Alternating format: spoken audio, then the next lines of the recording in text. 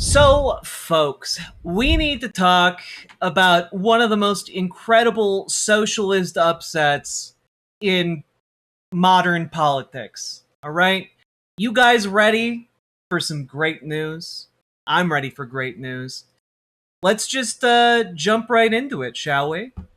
Steve Kornacki to walk us through the results that we've got so far. Steve, all kinds of primaries being called right now. What are you seeing? Yeah, I mean, look, the votes came in real fast and a lot of clarity in Florida. Here's the surprise of the hour. It is in the race for the United States Senate, the Democratic primary here.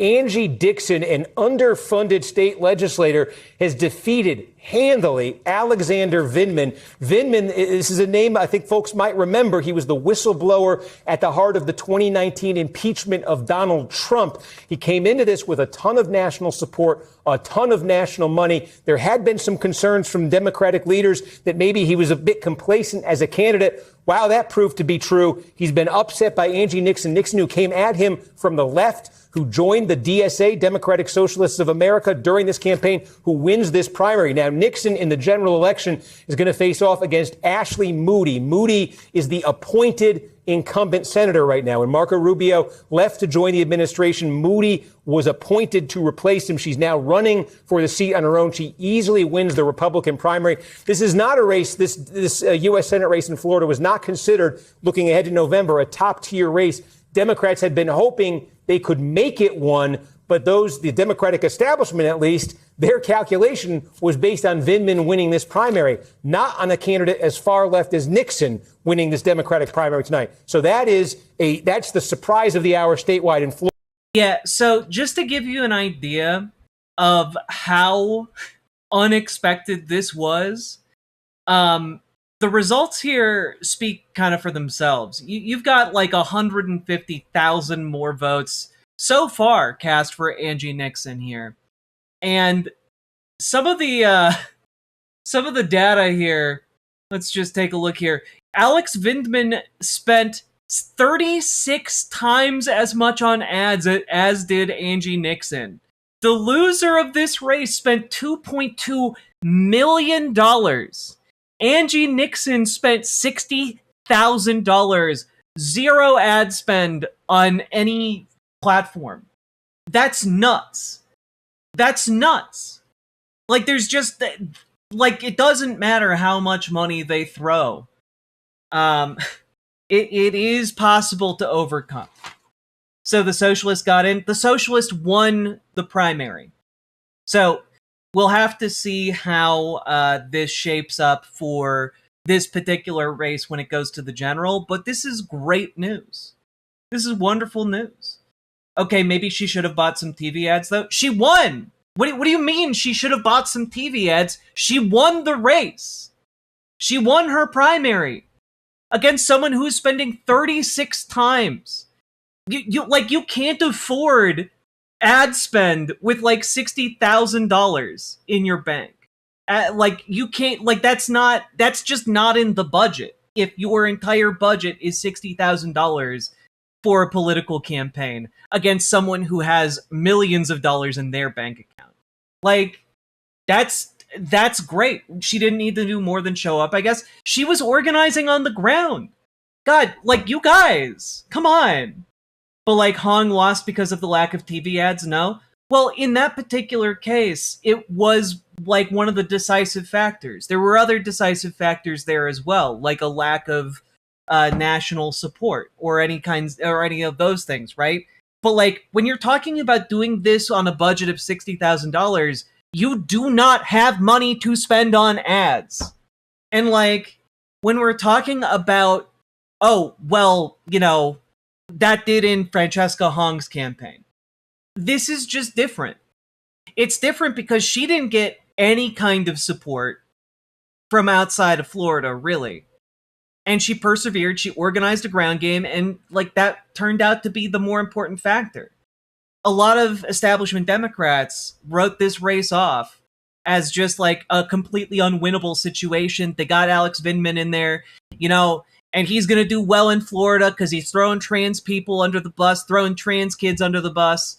And you know what? It's just nice to see that maybe that message isn't as salient with the Democratic base as many folks thought. Money is very powerful, but it is not everything when it comes to politics. And I think that that's worth remembering. Now, that all being said, it hasn't been like a great sweep, right? Obviously, one of the big losses of the night is Oliver Larkin, who failed to oust Jared Moskowitz, who is an AIPAC Dem through and through. And that is, I think, a Sometimes truly you need to sad be hungry situation. enough.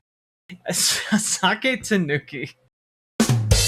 You gotta want it, okay? And part of with Francesca Hong is that she did very, very well, but there were a lot of people who were swayed by the argument of who can win in the general versus who do I want to win in the general. And I think that that was a pretty big concern. I know that with Hong, Bernie Sanders came forward and said like he didn't endorse because he's not intimately familiar with Wisconsin politics, and he thinks the people of Wisconsin should decide that, which, you know, could be considered a bit of a cop-out. But that being said, this is a case where Angie Nixon's messaging was enough to organize a bunch of folks to turn out. And not just like a small number of folks. Like, for comparison here, Oliver Larkin's race, right, had around 30 to 40,000 votes cast, just giving it an eyeball here. But when we're looking at Angie Nixon's race, we're talking about a statewide race. We're talking about hundreds of thousands of votes cast. And so when we're talking about like, oh, she won a statewide primary with $60,000 as her campaign budget, that's insane. That's just unprecedented. So hats off to Angie Nixon, and I'm real excited to see that news. It is a tragedy that Oliver Larkin was not able to seal the deal, though with a solid 36% of the vote, he didn't perform poorly. But I will say that I think that he should continue to try to run for office. And I say this because I wasn't really familiar with his game. You know, I wasn't familiar with his game. There is a chance that I might be able to get Angie Nixon on the show for like before she goes into the fray of the general. We can talk about this upset. Maybe I'll see what I can do to put that together. My response time is all across the board. But that being said, really cool stuff. Now, I want to also take a moment to look at Oliver Larkin, just because his main campaign strategy was going on Fox News, and while that ultimately did not pan out for him, I do want to say I do think that he was on to something here. You know, let's just let me just show you what I mean. Backed by the Democratic Socialists of America, running in one of the toss-up districts that could decide control of the House, according to our Fox News Power Rankings. Olive Mary, Larkin, Fed now, Mark wage thing. I just want to ask you, because I'm sitting here in California, I'm wondering if you know that when they raised the minimum wage on fast food restaurants in California, that it led to restaurants shutting down, it led to employees being laid off, and it led to one major brand pulling its headquarters out of the state altogether. Are you ready for the consequences for things like that? Yeah, and I think Florida voters are ready for those consequences as well. Floridians, over 60% of us voted to raise the minimum wage to $15 an hour in 2020. And frankly, we're not going to need people working 3 or 4 jobs if one job is paying a living wage. So I think the American people want to see us raise the minimum wage, which has gone the longest period. Like, you can see he's already pissed off the host because this is not a convenient answer. It's just like, it's not convenient for what Fox News wants out of this. Without being raised since it was established. Yeah, I'm curious why not capitalism over socialism? Why are you choosing socialism?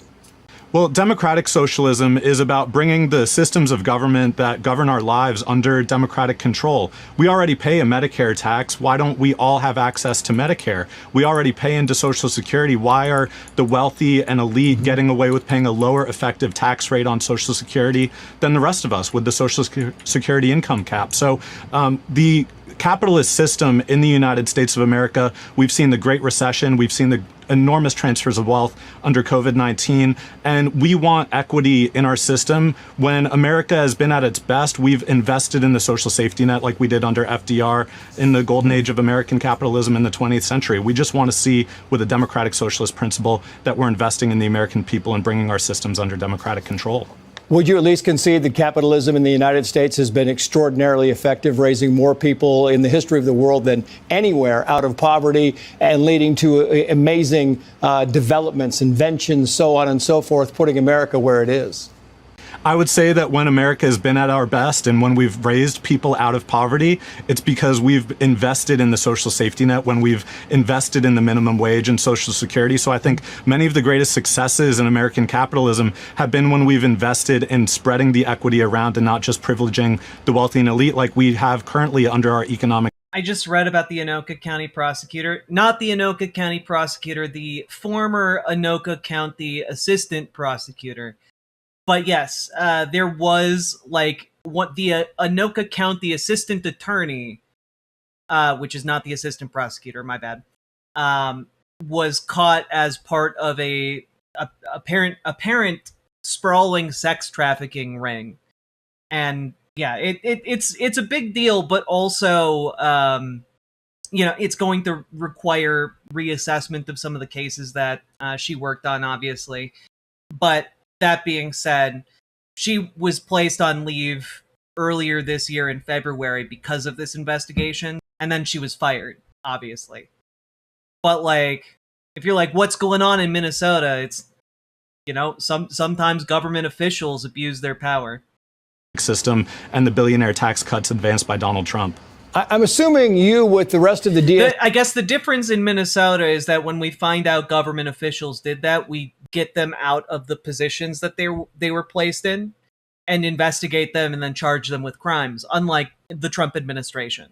Platform are in favor of open borders. I wanted to play some of this video from Ceuta, Spain, just to give you an idea and maybe get your take on what's happening. I'm so proud of the DSA. Right, Oliver Larkin might not have won his race, but he needs to be someone who continues to be a force for the left. I definitely think he should run again because it was a long shot going up against a very established and very well-funded establishment Democratic candidate, but we've seen with Angie Nixon that it can be done. It was not a hopeless endeavor from the start. And establishment candidates and establishment Democrats in particular, they want you to believe that it's hopeless. They want you to believe that there's no way you could ever oust a Joe Crowley. There's no way you could ever get rid of a Moskowitz. But the reality is they are way more vulnerable to a bunch of us getting angry and voting them out than, they are comfortable with. So I think it just defies the popular concept or misconception the rest of America has about Minnesota. I'm from Chicago. I expect corruption. Why is an Imperial Muff hosting a Fox News show? I mean, great question. That being said, yeah, Minnesota has corruption issues, same as any other place. The thing is, when we're talking about this particular scheme, we're talking about a relatively small one, and I know that that's cold comfort, I suppose. But when we're talking about this, we're talking about a $1 million operation. We're talking people made a few $1 million off of this, which is a lot of money individually, but in the grand scheme of things, we have Donald Trump in office right now stealing billions of dollars. We got corruption of government officials. They just tried to charge one of the researchers that was working under the Trump administration with conspiracy because he refused to release some emails, and they got him on accepting 2 bottles of wine valued at $40 a piece. And that's what the Trump administration is saying corruption is. And meanwhile, Donald Trump is accepting fucking private jets. That's insane. That's just insane. Like, I'm sorry. We're just in the most corrupt and most weaponized political administration that has ever been in the United States. So, like, yes, there is corruption in all corners of the United States, but like one assistant attorney in Anoka County on the county level engaging in illegal activity, yeah, it's bad, but it's also far from like the worst thing that's happening right now. And like, I will say, what I find personally far worse is like the abuse that the women that they recruited were subjected to. Because effectively, the Anoka County assistant attorney is like, they're facing like 104 felony counts right now. You know, they abused many people, but like the problem there is the abuse. And I think it is, in fact, a good thing that in Minnesota we actually hold people like this accountable for their crimes. They're all arrested, they are all in custody, and they are all facing essentially a life-ending amount of charges. So happening there is they call it chaotic when they open the borders and they let the flow of migrants in. If we can play some of this video, what do you think of that? Are you afraid that might happen here, or do you welcome this? I don't think there's anything to fear with people seeking a better life in the United States of America. My wife is the proud daughter of Nicaraguan immigrants. We have consequences right now as a result of Jared Moskowitz, my opponent, and 46 Democrats, as well as every Republican voting to pass the Larkin Riley Act that has not only detained immigrants with no criminal conviction whatsoever, but they're now sweeping up American citizens, people who are being racially profiled. So we're seeing people dying in ICE detention, being shot on the street, like in Biddeford, Maine, just a few weeks ago, and of course in Minneapolis. So we have an out-of-control ICE what about agency the people killed by the illegal immigrants? What about the many people, the Larkin Rileys, I could go down the list, being killed by illegal immigrants? Why are there no protests for them? Why would you not protest for them? Would you?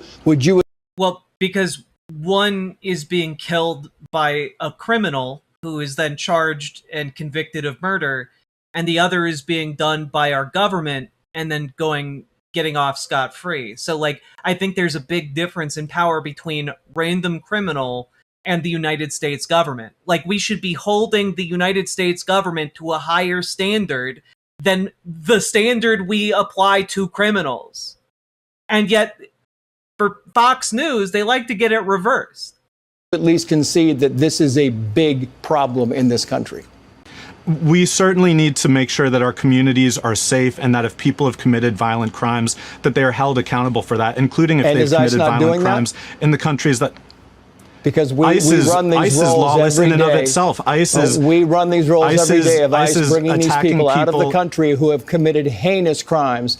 Last week, there were a number of rapes of a baby, of a 6-year-old. Would these types of things be worthy?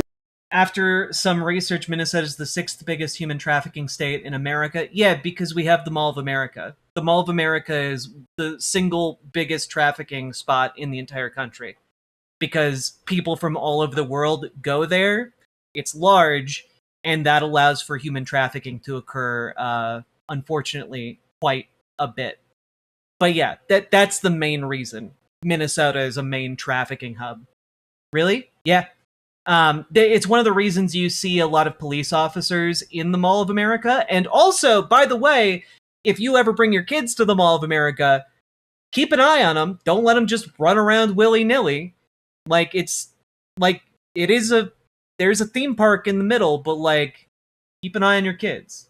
Yeah, the Mall of America, I know it's not like the biggest mall in the world anymore, but like, it is still a huge tourist destination in Minnesota, and like, it is used by criminals because of the heavy amount of traffic it gets to hide human trafficking. I mean, where better to hide human trafficking than in a bunch of human traffic? we need to keep our communities safe, and we need to hold people accountable when they have harmed others, when they have broken the law. But let's be clear, immigration is a civil violation, not a criminal violation. So we need to stop treating the equivalent of a parking ticket like people are breaking the law and need a militarized police force breaking down their doors. So the comparison here is not one of criminality. It is whether we are respecting international law, the right to asylum, the right of respecting refugees' rights. Yeah. These are internationally agreed upon standards that the United States is violating. And I'll be clear, it's been violated. I love that he's making like a coherent argument, and the Fox host is just like, no. It's like that scene from Get Out. Just no.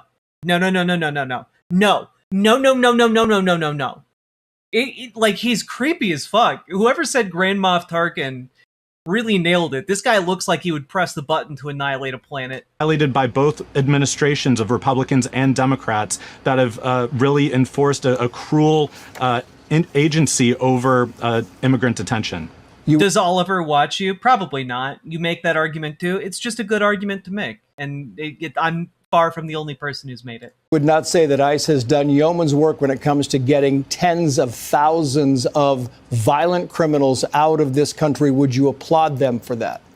No, I would certainly not applaud ICE like Jared Moskowitz and 75 Democrats did, signing a letter of gratitude. I think that ICE should be abolished, and that the people at the head of this agency and the people that are shooting people en masse, the ICE agents that are killing. The criminals should stay. Yeah, they should serve their time for the crime they committed. And then they shouldn't be punished further for that. Serve their time, document them, and just like any other criminal who has served their time, they then get released. Yeah. People should be prosecuted and held accountable under United States courts of law. Let's be clear about who we're ascribing criminality to, because my concern is the people who commit the crime. Oh God, he does look like the evil version of Peter Capaldi's Doctor Who. Oh, that's such a good pull. Control federal law enforcement agency. But what is the crime? Because again, we're talking about civil violations when it comes to immigration, whether people are overstaying. Killing Laken Riley. Of course, those people should be held accountable. I love this idea that exists inside the conservative brain that only undocumented immigrants do bad crimes. And it's kind of like, oh, well, okay, but there are people who, rape children and then they're in America already. What happens to them?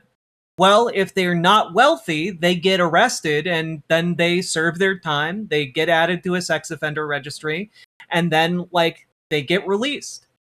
That's actually how our system works.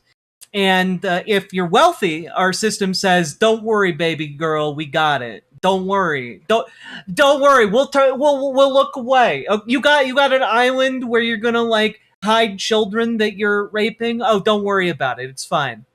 So totally fine. Now you want to become president of the United States? That's okay. We won't even mention it. We won't even mention it." But weirdly enough, Fox News not really talking about the Epstein files anymore. I wonder why. An agreement on that, and I think your viewers would also. We're in agreement that people should be held accountable for violent crimes, but immigration in and of itself is not a criminal violation. It is a civil violation. And I think that painting a broad brushstroke with a few exceptions is not fair to the immigrants that have come to the United States. A few exceptions? Relative to the number of people. Yes. Undocumented immigrants commit fewer crimes proportionally than native-born Americans. Yes, that is statistically true. Undocumented immigrants commit a lower percentage of crime than native-born Americans.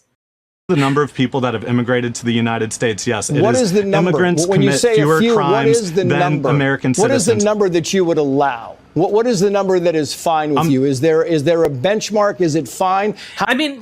You can twist this really easily. How much is okay with you? Well, okay, how many crimes does someone have to commit if they're a native-born, American citizen? How many crimes do they have to commit before we strip them of citizenship and send them to a different country? Oh, wait, you can't do that? Oh wait, that isn't included as like a punishment for crimes in America? Wait, you mean that like in America you could be like a mass murderer and it still wouldn't be stripping you of citizenship and like sending you to a different country? Oh, weird. So this is just like an additional crime, like additional punishment for literally no reason for a crime that is the equivalent of a parking violation. Cool. Cool stuff. How many children can be raped and it's fine if you're in relation to the immigration community? If we're going to talk about children being raped, then we need to hold this pedophile president, Donald Trump, accountable, and all those that have been implicated by the Epstein files that the Department of Justice is still not leaking, they've sent AIPAC. This fucking ghoul hears we need to hold pedophiles accountable and just gets like a big knowing smile on his face. After Thomas Massey for having the temerity to hold Larkin, accountable the pedophiles that are in control of our government. Thank you. We appreciate your time very much.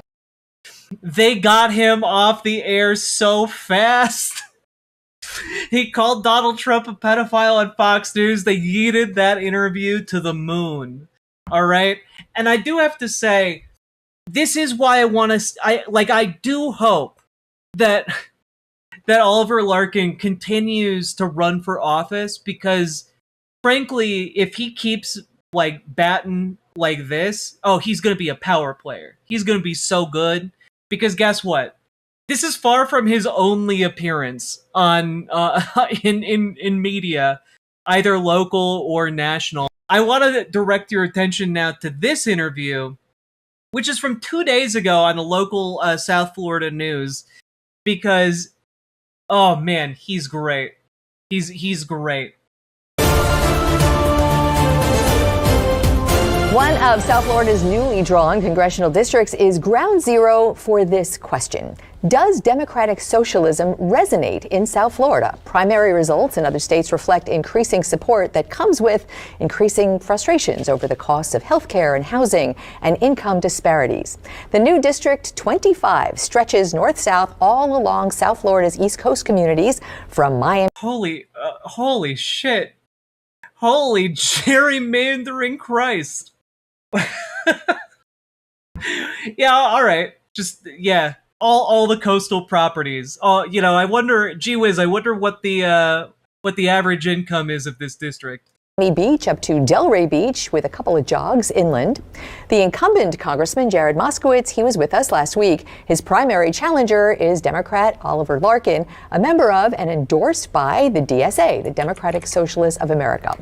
Oliver Larkin is right here at the table live with us today. So nice to have you on the program. Thanks so much for coming in. Wonderful to be joining you, Glenna. 2 days for some really interesting results that I think a lot of people are watching and going to learn from. I want to start with you, though. You have been in politics a lot, worked for Bernie Sanders, organizer, union organizer. What right now, right here, what do you do for a living?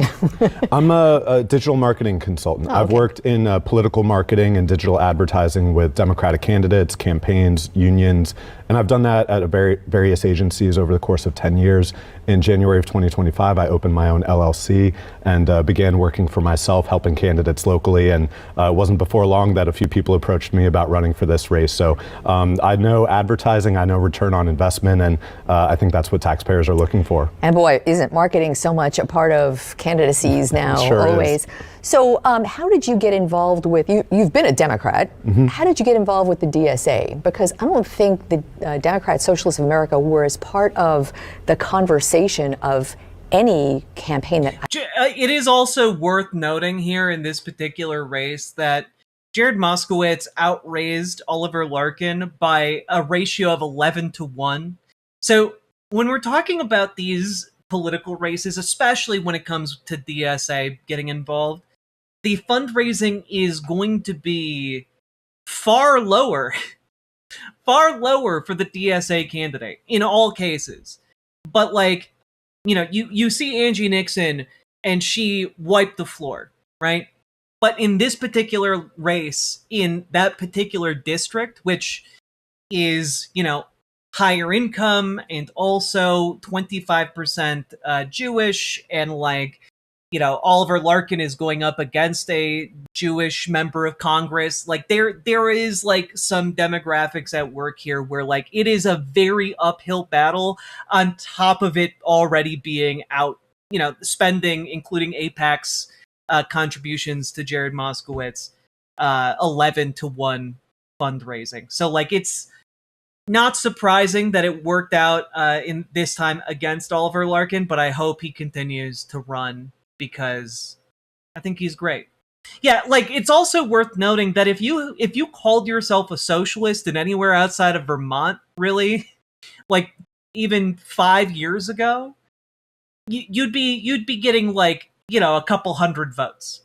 And that's really been changed by Bernie Sanders and like the hard work of DSA, AOC, the squad, etc., doing a lot of work to lift up candidates down ballot.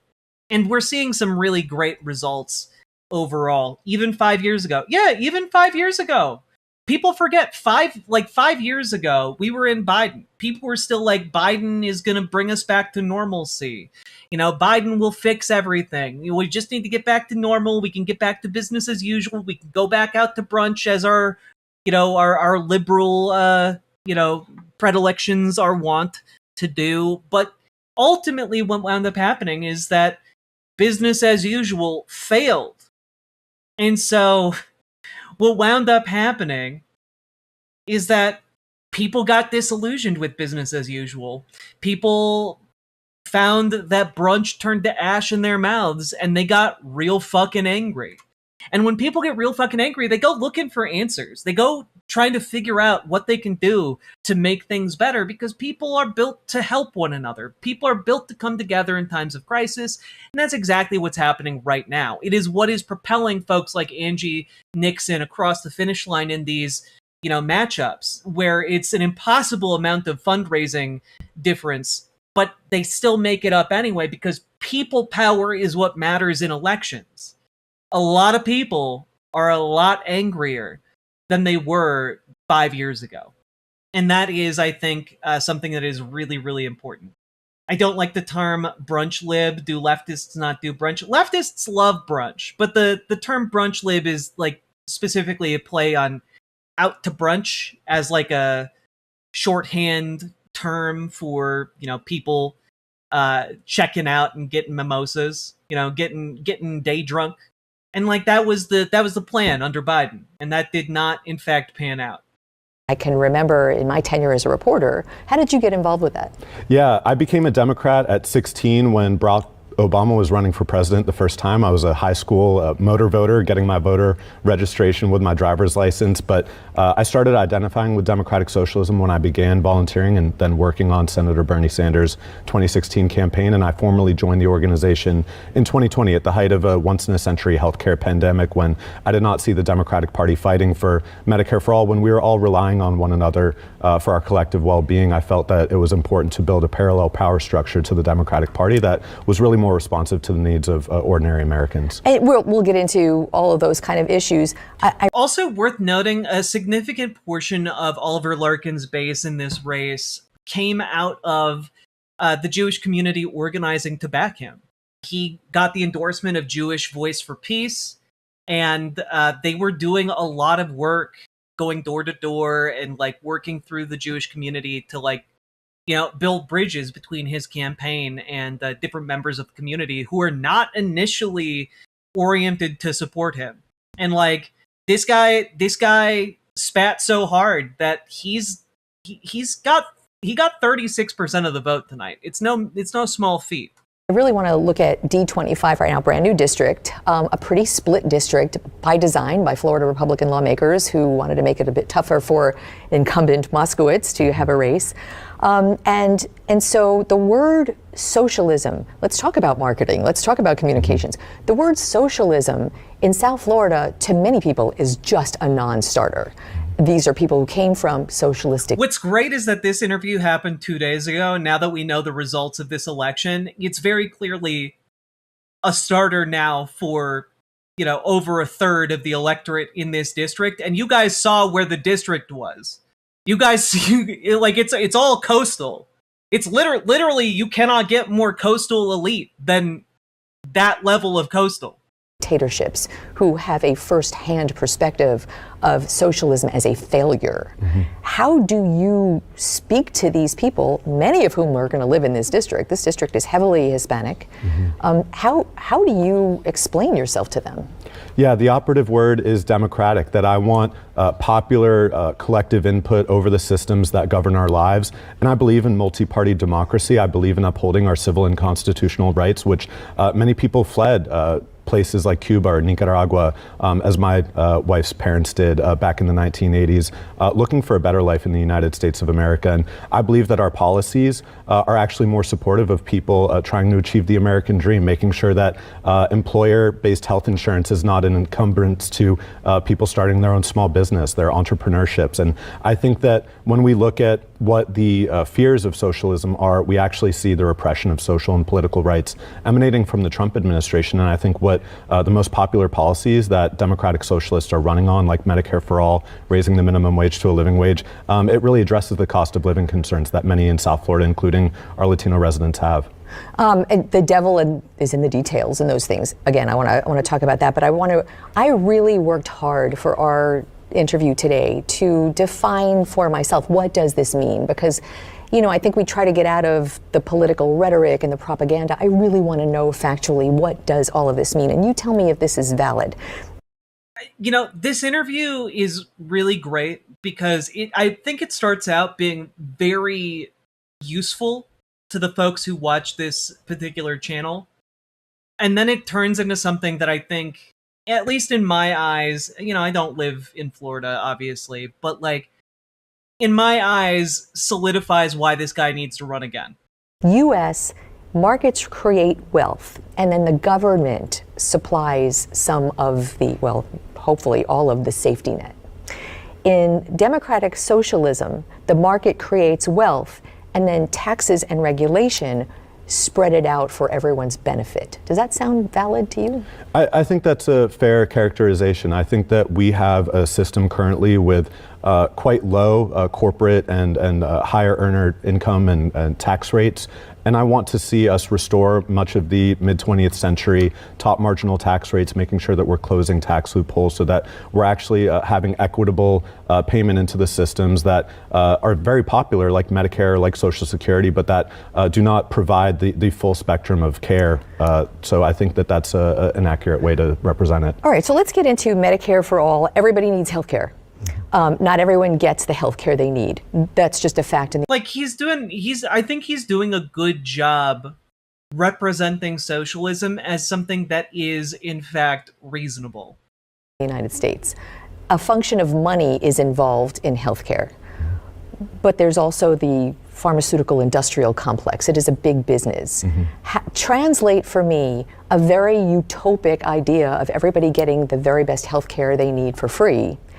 Not only paying for it, because that's always everyone's question, and that's a big one, but incentivizing the people working in it to be the best doctors, not overwhelmed with the medical needs of people who are so sick. Talk to people who have to pay for the person who smokes and drinks and doesn't eat well and is terribly unhealthy, when the person who's paying for it is very conscious of their health. Take me through those real details of getting to where you want to be. Yeah. The reason I like this question, and the reason I like that Oliver Larkin is willing to go not just on friendly media, but to go explicitly into unfriendly areas, is because this particular kind of question, I think is asked from a genuine place by a lot of people, right? The idea that if I'm really healthy, why should I pay for the people who make really poor choices and aren't healthy? And the answer to that is very clearly, we live in an interconnected society, and those costs, if you do not get people preventative care, go up. So you wind up paying more as an individual to help your neighbor if you insist on kicking the can down the road. On top of that, for you personally, even if you are making good choices, you're still being fucked over when it comes to healthcare, right? And so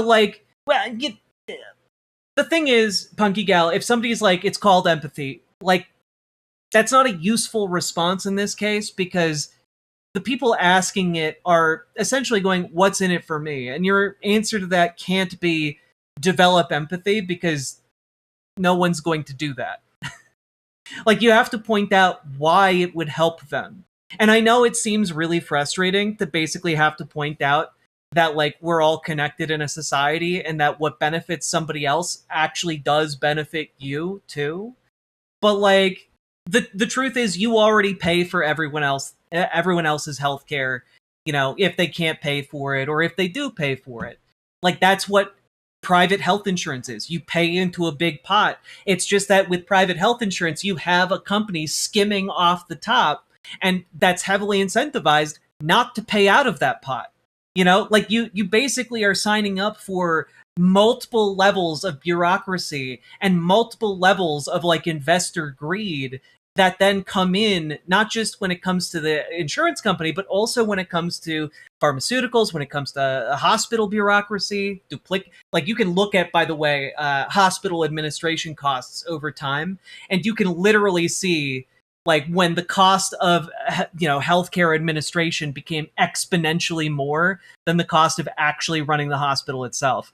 It's ridiculous. And not to mention the fact that so many different hospitals across the country are now private and are thus encouraged to cut off care or encouraged to, you know, slight patients or kick them out. Like, it's a whole lot of scumfuckery, and the door is open to that by the private healthcare industry. And one of the ways we can close the door to every single person in this country being screwed over by healthcare is we get everyone on the same plan and have the government collectively negotiate on our behalf for lower prices. That's way more effective than literally anything else that happens right now. And you then also cut down on duplicative bureaucracy, on advertising, etc. Like, you cut out investors. It's genuinely just a much better, more efficient way of doing this. And ultimately, what winds up happening is that everybody pays less for healthcare. Everybody pays less. And everyone is healthier. I think when we look at insurance pools as a whole, it's having the broadest possible risk pool, the same way that when we look at the... Yeah. I mean, he just said it very succinctly, but yeah. Fragmentation of the property insurance market in Florida and these sky-high rates that people are dealing with, we're suffering from the same issue with the healthcare marketplace currently, where there's what we hear is that we want competition. But well, yeah, and that's another really great point, Amber Brains, which is that the idea of, like, well, other people should just make better choices. You know, like, not everyone can choose not to be disabled. Not everyone can choose not to be poor. Not everyone can choose to not live in a food desert. You're absolutely right. You know, and ultimately the mentality and the extrapolation of why should I pay for other people's healthcare directly leads to people who are in, like, hard economic conditions, hard, you know, geographic conditions, difficult health situations. Like, what ultimately winds up happening is that those people just die. And, like, if you're sick of hearing conservatives complaining about, like, people having to defecate on the street because there aren't any public bathrooms, without pointing out that there aren't any public bathrooms, then you're going to be absolutely sick to death of them talking about how the rich have to step over the bodies of the poor in the gutter if Republicans had their way and kicked so many people off of health insurance. Like, the Republican strategy when it comes to healthcare is just let the poor and the elderly die. That's it. Like, it's just straight up, anyone who's not strong enough to live or rich enough to live just should die. That is the end result of what Republicans propose for healthcare. What that really means is that there are a few private health insurance industries that really have a monopoly over the marketplace and are able to charge whatever they want, not just to consumers, but or people in need of healthcare, but to hospitals, also, to the... Can we get a mod in Twitch chat? Largely, I just want to make sure we got one in there because my Twitch chat is on the fritz, so I can't keep a great eye on it at the moment. places that need to reimburse for these costs. So what I would like to see in the United States, which is the wealthiest nation on earth, not to guarantee healthcare is a right, and we pay twice as much per capita as other peer nations with similar incomes with worse outcomes. So I want to see us make sure that Medicare is expanded to cover everyone, expanded and improved, including coverage for vision, hearing, mental health care, reproductive health care. And you want to see that, but that's a wholesale change. Does that, practically speaking, do you see that as a possibility in the way you're speaking about it? I do. The phase-in of a Medicare for all system would lower the Medicare eligibility age from 65 to 55 to 45 until it eventually, within a few years, covers everyone.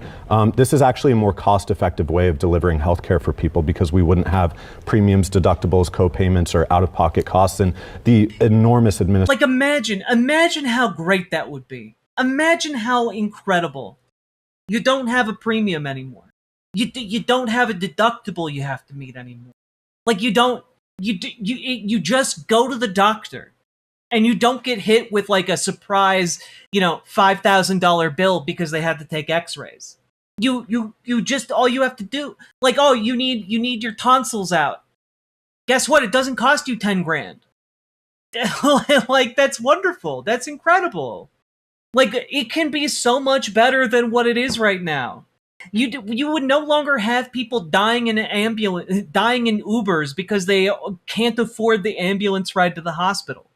I think people forget exactly what happens if you have no money in this country, which is that, like, if you have no money, like, you get scared to go to the doctor. You get scared to get that preventative care. You get scared to call an ambulance if you're having a heart attack. People die. Administrative costs that healthcare providers, that doctors and nurses spend so much time getting claims covered or going back and forth with the insurance paperwork that takes away Bureaucracy. From their. Yeah, exactly, Quiet Kitsune. The hospital you went to was in network, as was the surgeon, but the anesthesiologist, out of network. Sorry. Actual capacity to deliver this care. Talk to me about ICE. You've said you want to defund ICE. Hell yeah. ICE right now in the news for things that go wrong. However, immigration and customs enforcement is a critical part of the nation's security. Defunding ICE and replacing that with what? We had a system of immigration enforcement prior to 2003 with the establishment of DHS and ICE being created. The United States was able to function for well over 2 centuries with a more civil administration over the immigration system. Okay, let me just stop you there. So you're not, is it defunding that you want to do or just revolving back to a pre-President Trump policy? I want to abolish ICE. I do not think that a militarized immigration enforcement agency is necessary when there are violations of the immigration policy of this country. These are civil violations. They're not criminal. And Oof. John Smith writes, my dad had a minor heart attack a couple years ago. He wouldn't call 911. Somebody else did. $70,000 in bills. Jesus. Also, it's worth remembering that the US government could just buy all medical debt, buy all of it for pennies on the dollar, and just get rid of it. Rip it up. You could have a budget item in, like, the next fiscal year passed through Congress where they're just like, we are going to buy all medical debt using these government funds, and we're going to rip it all up. There's no reason for people to be doing this. There are trillions of dollars right now in medical debt, is my understanding, and you could buy it for like a couple $1 billion and then just rip it up. Nobody has any more medical debt. John Oliver did that some years ago. Yeah. It's a great initiative. They don't need criminal enforcement or militarized enforcement. What I would like to see is a system with much more capacity for immigration courts to adjudicate and process asylum claims and process people to make sure that there is documentation. I want to have a safe and secure border. That means a humane border where people are not risking their lives to come to the United States of America. I want to make sure that people, when they come into the United States, they're duly processed and they receive their paperwork so that they're able to pay and contribute to society and really achieve the American dream. We know that immigrants are more predisposed to... I do want to point out, that what I just put forward was the government doing this, but if any like billionaires ever wanted to purchase goodwill, like genuinely, like one of the things I don't understand, right, is that you get like billionaires that want to try and run for president of the United States. You know, you got JB Pritzker over here. If JB Pritzker wanted to solidify and get like a 100% chance of victory in the election, he could just use his wealth, liquidate a whole mess of it. Wouldn't even have to be all of it. And to like practically eliminate medical debt in America. Like the amount of goodwill that would buy you is astronomical. Buying medical debt doesn't really fix anything, though. It absolutely does. When you buy the debt, you can simply rip up the debt. It tangibly means that the people who owe that money don't have to pay it. It is a band. Yes, it's a Band-Aid solution, of course. But right now, we don't have a Band-Aid. We just have a gushing wound. Everyone already bears the cost of health care, because all problems eventually become emergency. God! Giving people insurance so routine doesn't become emergency keeps cost and strain on the system. I understand that it's not a systemic solution to the systemic problem. I'm just pointing out that it is a massive weight on top of the people who are currently owing hundreds of thousands of dollars to a medical system that will keep them permanently enslaved. Like, that's what I'm trying to point out. And like, sure, it doesn't solve the problem of accruing medical debt across the board, but what it does do is it helps people in the immediate sense. And what I'm talking about is some billionaire just deciding to liquidate his money to buy goodwill if they wanted to run for president. I'm not talking about how this would actually fix the system, because it wouldn't. What I am saying is that if we have to have an interim period where, you know, Medicare for All needs to kick in over 5 years or so, you could just pass the U.S. government buying that medical debt, ripping it up, and then you can start with just a much smaller amount of money. And as that gets rolled out, the systemic solution can also get rolled out. I'm just talking about how a good thing could be made slightly better and slightly less awful, in a more immediate sense than like the long-term goal of getting Medicare for All and permanently fixing the problem. I don't want the idea that we can make things better now to be at odds with the idea that we can fix the systemic issue in the future. You know? Like, oh God. I don't think buying billionaires' money. Fuck, guys. Fuck. Are you serious right now? Are you serious right now? I'm actually baffled. I'm baffled by this, because the idea that like, oh, what, billionaires could use their money to do something good? Yes. Rich people could use their money to do something good. I would very much like it if rich people use their money to do good things instead of evil things. I still want to tax them more, but like there's a big difference between billionaires using their money to actively harm people and kill millions across the globe, like what Elon Musk did, and a big difference between that and like a billionaire saying, hey, I don't need billions of dollars. What if I just liquidated this money and instead bought all the medical debt and ripped it up? That's a lot better than what they're currently doing with their billions of dollars. Anyone could do anything doesn't mean they're going to. I don't understand. Oh my God, altruistically, but not for person.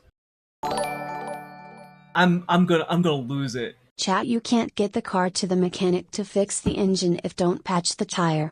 That's what's being said. I'm also saying, like, what if instead of like a gremlin destroying the engine of the car, there's a jigsaw torture device crushing your genitals, releasing your genitals from the machine doesn't break the machine, but it takes away the pain that keeps you from destroying the machine. Yeah, Pluvius, I think that's I'm just, oh my God. It takes away the pain that keeps you from destroying the machine. Yes. I'm sorry. I guess I'm very sorry that I suggested how people could use money to do good things instead of doing actively bad things. It's incredible.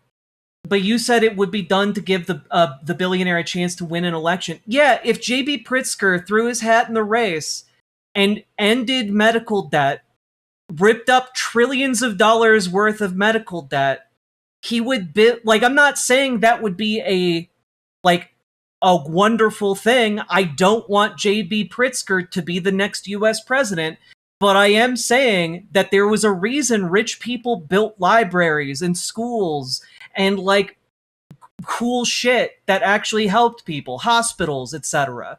And it's because they wanted people to not rip them apart and they wanted to be remembered fondly. The billionaire class we have right now is actively trying to murder as many people as possible. I'm not saying that this should be a good thing to like save billionaires. I'm just saying like if one was a billionaire and wanted to perpetuate their influence, I can think of like not that many ways that a billionaire could do that, but buying up the entire US medical debt and ripping it up would be a good thing to do. And if a billionaire doesn't do that, the US government should do that. And then we should get on track with fixing the systemic issue. I guess what I'm saying is that it's really weird to me that billionaires stopped trying to do that, stopped having that noblesse oblige. And but what's baffling to me is this idea that like, oh, well, rich people should just kill people. Like, no, you guys don't seem to understand. I want class traders. I want wealthy class traders. I want that. There should be more wealthy class traders. I support that. You all should support that too. Wealthy class traders are great. And I'm just like, I don't know. I don't think that a billionaire doing that would stop us from getting Medicare for all. I'm real frustrated. It kind of feels like we're arguing for misery forever. I get what you're saying. I hope so. Like, I hope so. Also, let me just double check this here. So, the estimated cost to buy the entirety of US medical debt is around $2 billion. J.B. Pritzker has a net worth of like $3.7 billion. I'm just saying, like, he would still be a billionaire even if he decided to end US medical debt. That's it? That's it. I'm simply pointing out that this is nothing that doesn't seem an unmanageable sum. That's what I'm saying. Yeah, I guess the entirety of US medical debt at the moment is around $220 billion for about 14 million people in the US population. The cost of buying that for pennies on the dollar works out to around, depending on the market, like $2 billion to $4 billion. It's so easy for people to sit there and imagine a Batman, Green Arrow, or Iron Man, but then when the person who has money and gives up most of their riches to the common man doesn't have weapons. Yeah. I mean, look, it's just, I guess what I'm trying to put out there is that I think it would be a universally acknowledged good thing for someone to give up their billionaire status to buy all US medical debt and then rip it up. It'd basically be immolating an entire fortune for the benefit of the entire country.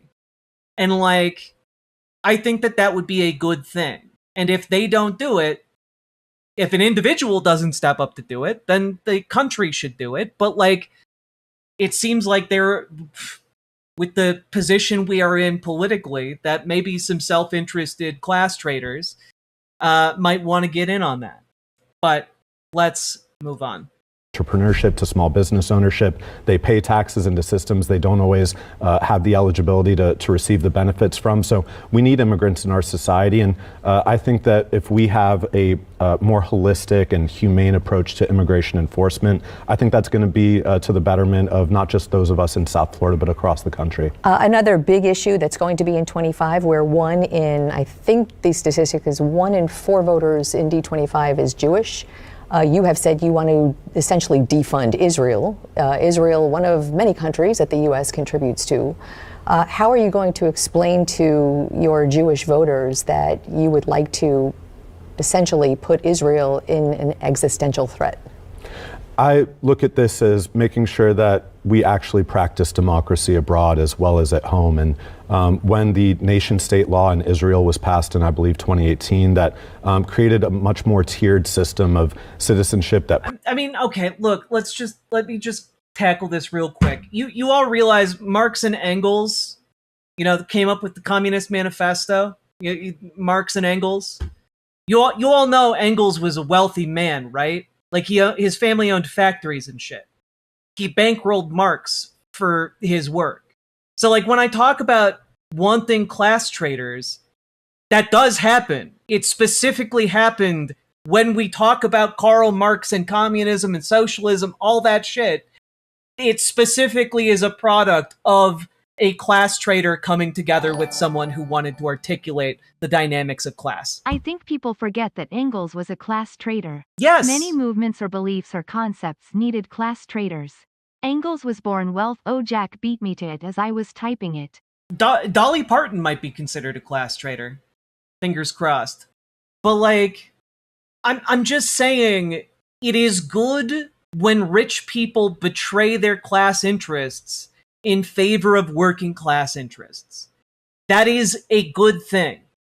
It is always a good thing for the rich to betray their own interests and further the interests of the working class. So I want to try, I'm trying to articulate the bare bones version of my point, because I think there's some stuff getting mixed up here. Privileges Jewish citizens above Palestinians. I don't believe it is in the United States' interest to support that. And we've also got our own laws on the books, the Leahy laws, that prohibit the military funding from the Department of Defense and Department of State from providing. This is where it's about to get real. So tune in. Let me just stop you for 1 second. That actually is factually incorrect. There was not a Palestinian state in 18. What I want to talk about is the here and now of the state of Israel exists in 1948, which actually was supposed to be a two-state solution and then rejected by the Arab states. But here and now, a large chunk of the funding that goes to Israel is defensive funding for Iron Dome, or rather defensive. And then military funding greatly increased after the October 7th massacre. I do love that she's like, that's actually not accurate. There wasn't a Palestinian state in 1918.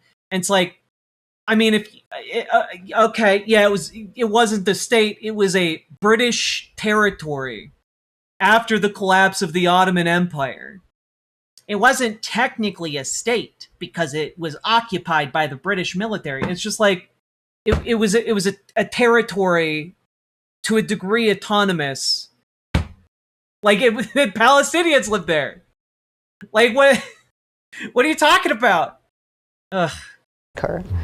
So I guess my question to you is, taking away Israel's money, which actually is a much more complicated equation. You're taking away Israel's money. It's our money. What do you mean? We're taking away Israel's money. It's ours. We can decide not to give it to Israel. That's like saying, well, my mom gives me $50 on my birthday. One last one. Mamdani could be a very cushy, comfy boy who does not need to be in the politic he's in because of what his parents are. Instead, he's a Demsic working for the people of NYC. Cough. Sure. Cough. But it's like saying my mom gives me $50 on my birthday. So, really when you think about it, before my mom gives me that $50, it's really my $50.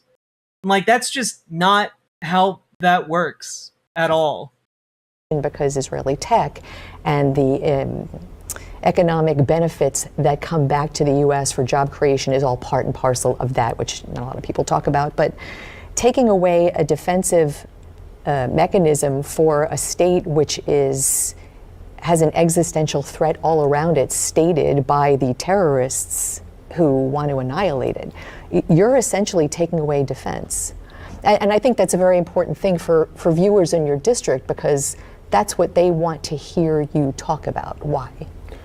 Israel is committing a genocide in That's Gaza. incorrect. That is factually incorrect. It is. That is factually incorrect. This lady is super hasbara. I mean, yeah, to say the least. Like, it's genuinely like it's gross. Regarded by the United Nations and Amnesty International and even Israeli human rights organizations, including B'Tselem. There's the definition of genocide in the UN, the UN has said this, does not apply to what many people might think as a disproportionate wartime action. That's what that is in many people's minds. Genocide is a very specific thing, actually genocide being committed against Jewish people, not by Israel. And that's just a fact. I mean, the United Nations. You know, just as an FYI, this is from June. Israel continues to commit genocide, atrocity crimes by deliberately targeting Palestinian children. UN Independent Commission finds. The evidence shows that Palestinian children have been deliberately targeted and killed by Israeli security forces, said Srinivasana Muralidhar, chair of the UN Independent International Commission of Inquiry on the Occupied Palestinian Territory, including East Jerusalem and Israel. The report refers to the period following Hamas's invasion of Israel in late 2023, which resulted in 1,200 deaths and 250 taken hostage, and the subsequent war Israel waged against Gaza that has to date killed more than 70,000 Palestinians in the besieged and occupied territory. Even after the October 2025 ceasefire, children continue to be killed and seriously injured, with continued disregard by Israel for the ceasefire and for the protection owed to Palestinian children under international law. And Israel has killed 20,000 children and injured 44,000 more since October 7th, 2023. You know, because it's a systemic annihilation of the future of the Palestinian people, their very children. But, you know, she can continue to lie and say that the UN has said it does not meet the definition of genocide, but that's just not accurate. Here is the UN Human Rights Council actually putting this forward. Let me pull this up here. The Commission found indisputable evidence with regards to the deliberate, targeted killing of Palestinian children, including since the October 2025 ceasefire, the use of torture, inhumane and degrading treatment, including use of sexual and gender-based violence against Palestinian children, as well as targeting of critical infrastructure essential to children such as orphanages, healthcare, and educational facilities. There has been a widespread and systematic killing and harming of children. Between 7th October 2023 and 7th October 2025, we have witnessed more than 20,000 children who've been killed and more than 44,000 children who've been injured. Children constitute 30% of all those killed in OPT, and the killing and injuring of children has been a continuing activity. Cool stuff. Love how this lady keeps saying it's not a genocide, it's not a genocide, it's not a genocide. Anime Sidekick Al, thank you for the 10 gifted memberships, very much appreciated. Yeah, it's horrific, you know? It's horrific what they're doing. Yeah, genetic memory farms, I really appreciate this chat's ability to talk with folks. Because I don't insist on people having ideological conformity. My main thing is I struggle to articulate. This is something that I struggle with day to day, just talking with other people too. It's not unique to my experience talking to all of you. But I really appreciate that y'all take the time to try and figure out where each of you are coming from before you try and leap down each other's throats.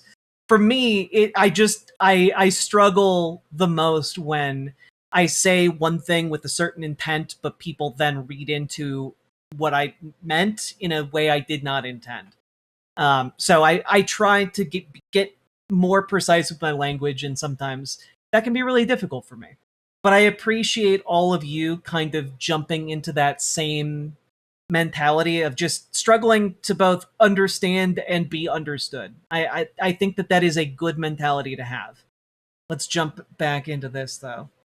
Recently in Geneva found that the IDF had deliberately targeted women and children. There's been famine conditions imposed over the Gaza Strip by the blockading of aid entering the Strip. There's been indiscriminate bombing of hospitals, of mosques, of churches. Again, I'm going to have to stop you, as that is factually not correct. But I hear you talking about something very important to there's been indiscriminate bombing of hospitals, mosques, churches, orphanages, etc. That's documented fact. We literally have videos of it happening over and over and over again, even after a ceasefire. Not correct. But I hear you talking about something very important to a lot of people, and certainly who think that way. But as a congressman, and I'm being told we have to wrap. But as a congressman for District 25, I'm hoping your viewers will be able to hear you flesh that out a little more, as well as the Medicare for All. No. We have to wrap this up. You keep talking. You keep calling it a genocide. We got to wrap it up. We gotta wrap it up, folks. I think this is great.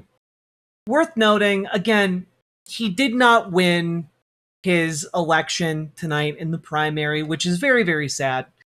But he absolutely needs to run again. I absolutely believe that this man has the juice to make it to Congress.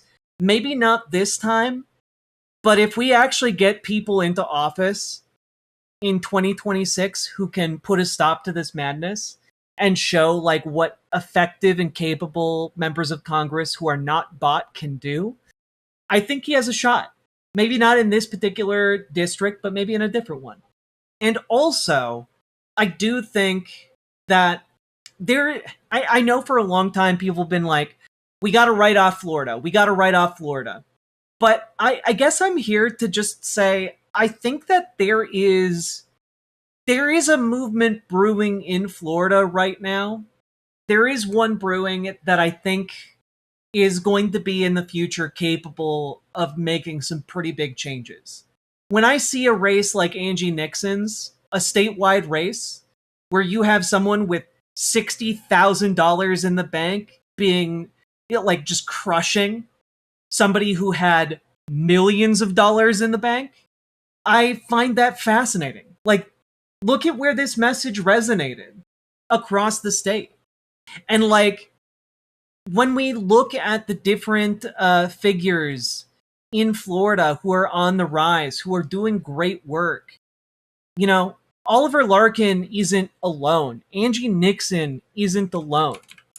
You know, there are all kinds of great people working hard every single day in Florida. And I do think that there is a real possibility of something great happening. I want to indicate for you guys to pay attention, by the way, to one Representative Anna Escamani, who is, I believe, running for Orlando mayor after winning a state house seat. But she's been doing really great work on the ground for years now and has been building up a mechanism that I think is, again, is indicative of kind of what's happening everywhere in Florida. And I think that there is going to be a reckoning with the deep conservatism that has taken hold of the state. And I think that reckoning is not far off. You know, I look forward to see how 2026 turns out. Hopefully we can put the brakes on this fascism. But then I'm very interested to see what happens in 2028 and beyond, because I don't know. I'm shocked that Angie Nixon won. I think that it's incredible. I think that it's wonderful. I think it's great that Oliver Larkin overperformed expectations. sad he didn't win, but like it's still an overperformance. And so I guess I'm just here to say, like, don't give up. Never, ever, ever, ever give up. Because you can go out there and you can make a difference. Doesn't matter if you've got no money going up against all the money in the world, because money doesn't win elections, people do. And that is really the heart of why we need to protect our democratic systems. We need to, in fact, protect those systems and get money and moneyed influence all the way out. So, all that being said, folks, if you want to be part of making this country better, of fixing things, of keeping our democracy safe, of making things materially better, if you want to help out with the Nixon campaign or get the next Oliver Larkin through the primary process, join your local Dems. Join your local DSA. We need folks on the ground to organize. We need you to actually show up and organize, because that is what makes the difference. Okay? So if you need help taking your first steps to join either of those orgs and like turn out to the organizing meetings, we can help you do that. Join our Discord. Reach out to Gamergy for help organizing with your local DSA. Reach out to Dragonfly for help organizing with your local Dems. And folks, if you got anything out of this, hit the like button, hit the subscribe button, and consider supporting the show if you're at all able financially. And last but not least, check out ImogeneOlivia.com, gender euphoric lingerie designed from the ground up for trans femmes, tested with cis men, cis women, non-binary folks. It is comfortable, sexy, non-tucking lingerie. Go check it out. And with that being said, let's keep on going. Riverboat Jack is coming to town. All the viewers gather around. Twitch and YouTube and swishy streams. All that content is bursting the seams. Politics, Bane, and plenty more. Your sense of fashion you'll adore. So grab your stuff and hop aboard. We're going straight to Jack's Discord. Riverboat.